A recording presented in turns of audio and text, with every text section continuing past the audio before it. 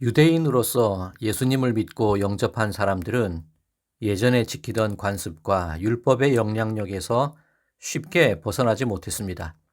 할례를 받고 정결한 음식을 먹으며 안식일을 지키는 일을 여전히 고집하는 이들이 많았습니다. 이방인으로서 예수님을 영접한 사람들은 율법이나 유대인의 관습에 얽매일 필요가 없었겠지요.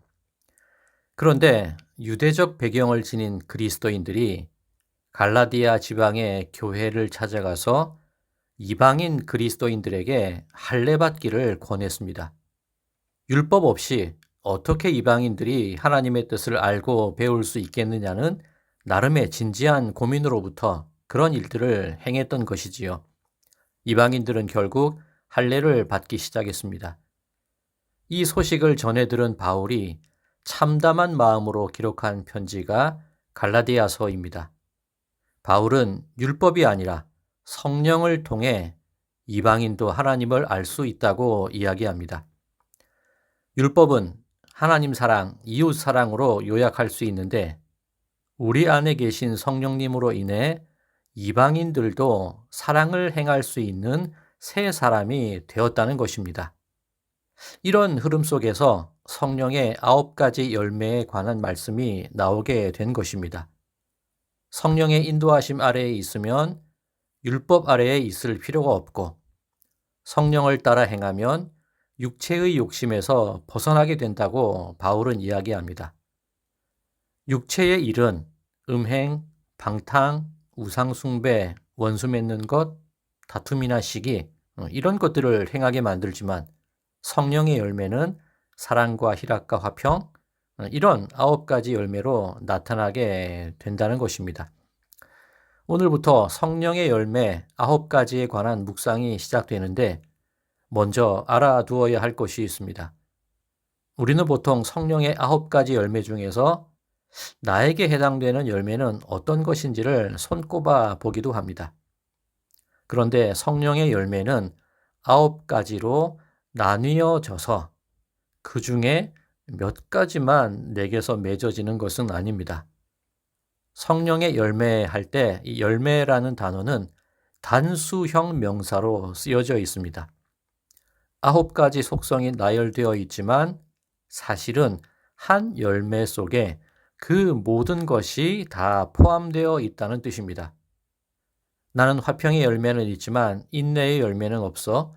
이런 식으로 이해할 것이 아니라 성령의 인도하심을 따라 살아가는 사람 속에는 9가지 모습들이 모두 드러나게 된다는 뜻입니다.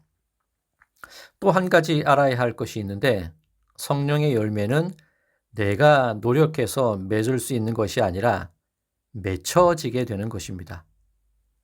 내가 흠없고 완전해서 하나님의 자녀라고 불려지는 것이 아니라 하나님의 의로우심으로 인해 하나님의 자녀가 된 것이죠.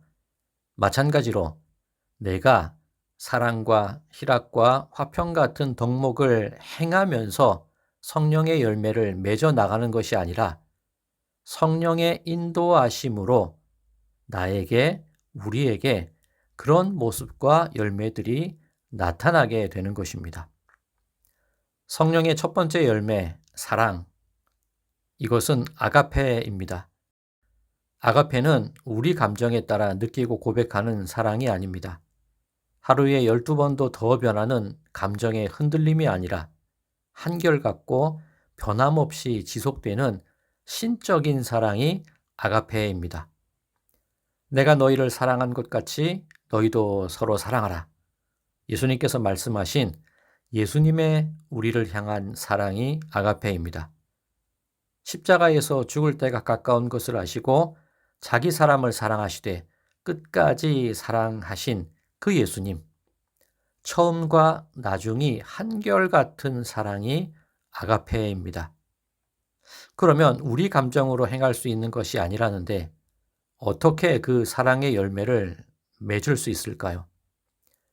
갈라디아서에 사용된 성령의 인도하심이라는 단어는 주도권이 나에게 없음을 의미하는 단어입니다.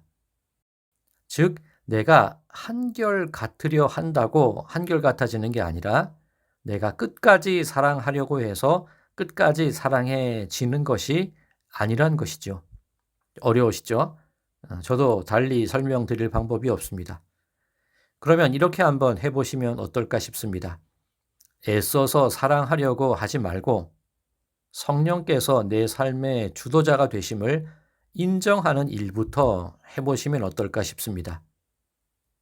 염치 없이 받아 누리고 있는 구원의 이유가 내가 잘해서가 아니라 예수님이 나를 사랑하시기 때문임을 먼저 인정해 보시기 바랍니다. 사순절 25번째 날입니다. 나는 왜 사랑하지 못할까? 그런 자책하지 마시고 나는 왜 이런 사랑을 받고 있을까? 그것을 돌아보시면서 내 고집부터 꺾어 가시는 오늘 하루가 되시기를 간절히 소망합니다.